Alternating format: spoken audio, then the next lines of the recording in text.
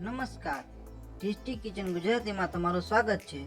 તો આજ આપણે નાસ્તા માટે ઝટપટથી બનાવી શકાય તેવી ભેળ બનાવીશું। તો ભેળ બનાવવા માટેની સામગ્રી આપણે જોઈ લઈશું।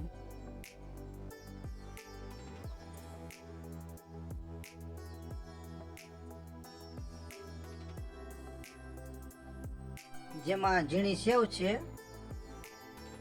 આ તીખી દાળ છે, આ તીખું ચવાણું છે, આ હળદરવાળા સેવ મમરા છે, આ દાબેલા ચણા છે, આ લીલા ધાણા છે,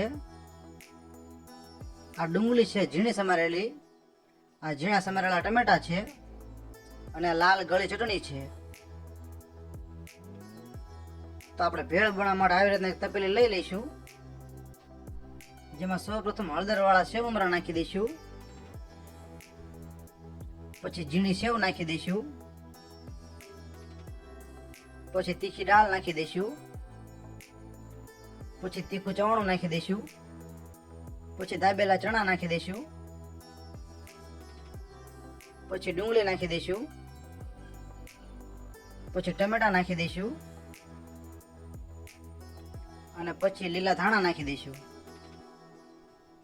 અને બધું જ નમકીન, ડુંગળી, ટમેટા અને લીલા ધાણા આ બધી જ વસ્તુને સારી રીતે મિક્સ કરી લઈશું। તમે એકવાર આવી રીતના નાસ્તો ઘરે જરૂરથી બનાવજો, નાના મોટા બધાને બહુ જ ભાવશે। જો તમને આ ભેળનો વિડીયો પસંદ આવે તો વિડીયોને જરૂરથી એક લાઈક કરજો અને આ બધા જ નમકીન તમને 5-10 વાળા પેકેટમાં મળી રહેશે।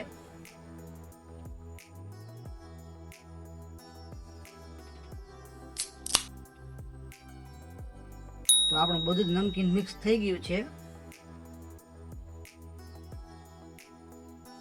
જેને આપણે એક વાટકામાં કાઢી લઈશું। તો આવી રીતે એક વાટકામાં લઈ લેવાનું છે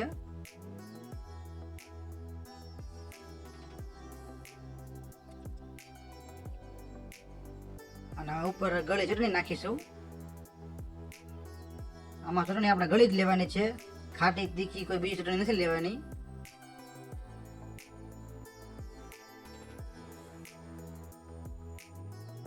તો તૈયાર છે આપણે નાસ્તામાં ઝટપટ બનાવી શકાય તેવી ભેળ। તો તમને આ ભેળનો વિડીયો કેવો લાગ્યો? જો વિડીયો પસંદ આવ્યો હોય તો વિડીયોને એક લાઈક કરો, શેર કરો અને અવનવી રેસીપી જોવા માટે અમારી ચેનલને સબસ્ક્રાઈબ કરો। વિડીયોને પૂરેપૂરો જોવા માટે તમારો ખૂબ ખૂબ આભાર।